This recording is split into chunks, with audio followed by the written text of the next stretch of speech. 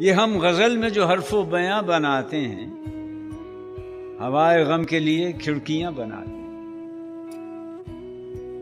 ہمارا کیا ہے جو ہوتا ہے جی اداس بہت، تو گل تراشتے ہیں، تتلیاں بناتے ہیں۔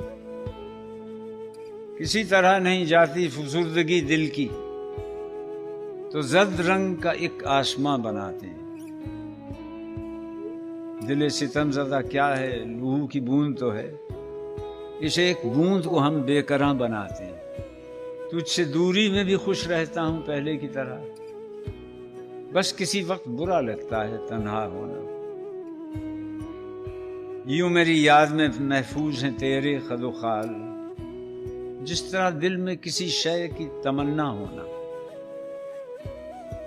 زندگی معرکہ روح و بدن ہے مشتاق، عشق کے ساتھ ضروری ہے ہوس کا ہونا۔